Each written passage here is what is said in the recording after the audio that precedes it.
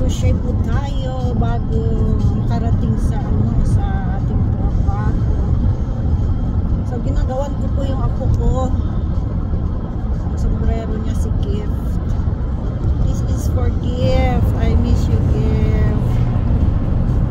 Ayan. Sana matapos ko ngayon kasi kailangan ko na ilagay siya sa box.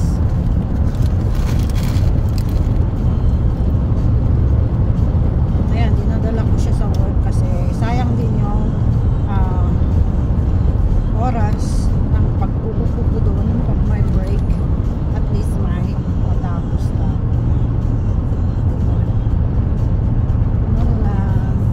Mahalaga ang bawat segundo sa aking buhay. Wala akong sinasayang na oras. Kahit nanonood ako, meron akong ginagawa. Hindi ako wala sa akin yung nap dito. Hindi pa ako, ewan ko kung ilang beses ako nakanap sa 3 years na nandito na ako sa sa Colorado. Siguro isa lang o dalawa lang. Yun lang yung nap ko siguro nandito lang. Hindi ko gawain yung mag-nap kasi gusto ko active ako lang.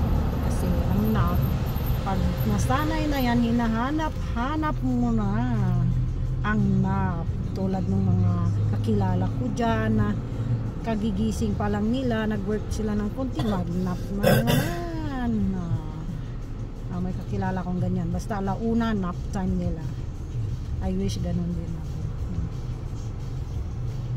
So malapit na tayo. At least may matapos tayong isang row. Ayan. At isang linya lang matapos natin. And I love doing this. Addictive kaya kayo practicein nyo ng mag-crochet kasi makakagawa kayo ng sombrero nyo, sombrero ng mga apo nyo, mga gusto nyong igawan ng crochet. Ayan, ito imomodel ng mga apo ko, 3 sila. Gawa pa ako ng isa para kay Luca.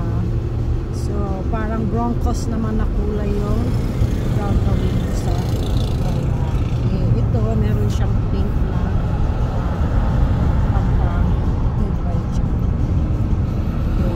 We're almost here at work.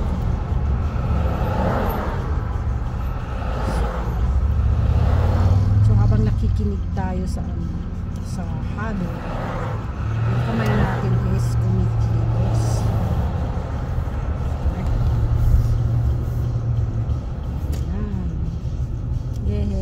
Tapos itong isang linya bago nakarating din sa work.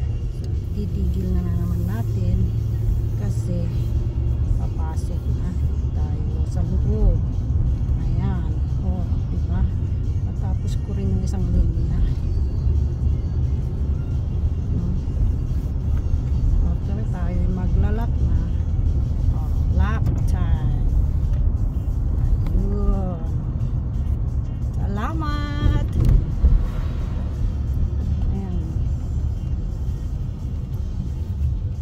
Dito na lang. Bye. Thanks for watching.